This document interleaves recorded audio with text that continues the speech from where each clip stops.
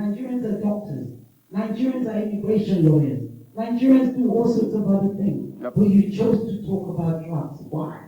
But you also went on to say Nigerians should also show us where the drugs are. Madam Minister, is that something that should be coming out of your mouth as a representative of the president of this sovereign country?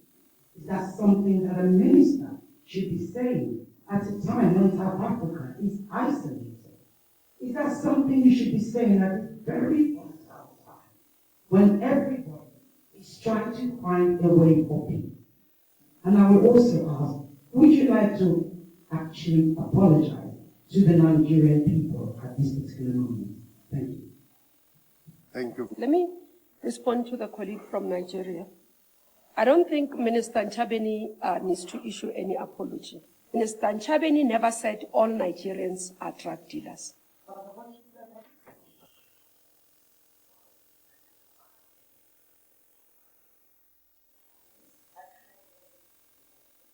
No, my dear. One thing, what is going to help us first is respect for each other. Respect for the office that we occupy, because we are ministers of the state. I don't think there's any South African journalist or any South African citizen that would disrespect your sitting minister or a government official. It's not done. And it must never be done. So I thought I should literally say that. The round will be opened again. How we conduct our media briefings is that we open the round, everybody asks, then answers. Please don't be disruptive to our media briefing. There's procedure that the chair does. No, they will call for the hand when I'm done. I'm going to appeal to you again to respect me as the Minister of the Republic of South Africa. Please. You are here to interact with us. Please, we are appealing to you. I will read a post, which is why I brought it up. Quote by Minister of the Presidency of South Africa. We'll be interested to know where the drug dens of Nigerians are so they can show us where they've been holding the drugs so that we can bring the drugs in South Africa quite urgently. Madam Minister of Justice, that is a quote directly, and that was made by your colleague a week ago at some briefing. I can't remember which one it was in particular. And again, I have to reiterate, given the close relationship with our two countries, given the sensitivity of the time right now, Minister of Presidency, do you think the statement you made, and if you want me to read it again as well, is helpful to your country, to your president, to the work that your colleagues have been doing, indeed to the work that everybody here has been doing, to the work that the NGO has been doing? I interviewed Mr. Baloy a week in June when I was here. The good work that he's doing, and indeed the work everybody has been doing to ensure that we find a collaborative way beyond this moment. Do you think making statements like that is smart? And again, I ask, would you like to apologize to Nigerians? But I'm a Nigerian sitting in front of you, and I can assure you that I don't do drugs. Neither does my father, neither do my friends, neither, in fact, the vast majority of Nigerians here. Maybe go to the question, my sister. I've asked the question, but I have to say this: Nigerians are doctors, Nigerians are immigration lawyers, Nigerians do all sorts of other things. Yep. But you chose to talk about drugs. Why? Minister Ntshavheni is not going to issue an apology because sitting here as the chair of the IMC, I have listened to her, and we can debate, we can argue that this is what needs to be done. And as I said, if Nigerian government does feel that South African minister has done something wrong, the appropriate channel is for that to be done through DECO, through the diplomatic channels, and that shall be responded within those channels. I do not think it's appropriate for the confrontation at this point. Minister Ntshavheni never said all Nigerians are drug dealers in the statement. Never. There's no way she says that. So it can't be that the insinuation is that she said Nigerians are drug dealers. She didn't say that.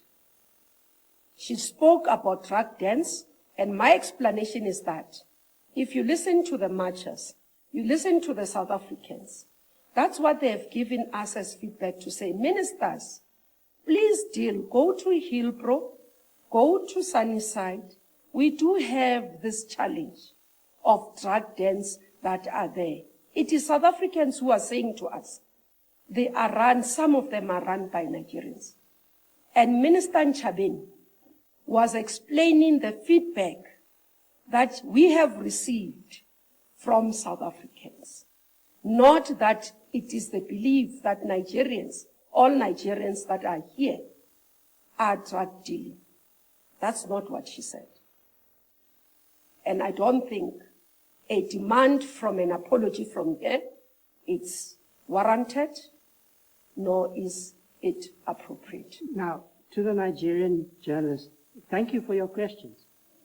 And I can also hear your anger. You're also critical of one of the ministers, the minister in the presidency on this platform, because you say quite rightly that this is a sensitive moment and that we should all be acting in a responsible way to reduce the tension. That is a two-way street. There is a lot of misinformation and inflammatory rhetoric being directed at this government. We need to have a respectful conversation with our partners, with our sister countries on the African continent, about the terms of migration into what is a sovereign territory of South Africa. We have to be able to have that conversation. South Africa was the last country on our continent to achieve its independence as a sovereign territory of the South African people that has a commitment to Pan-African unity. The decolonization project on our continent produced independent nation states, starting with Ghana in 1957. What does it mean to have a continent made up of sovereign states that also form part of the Organization of African Unity?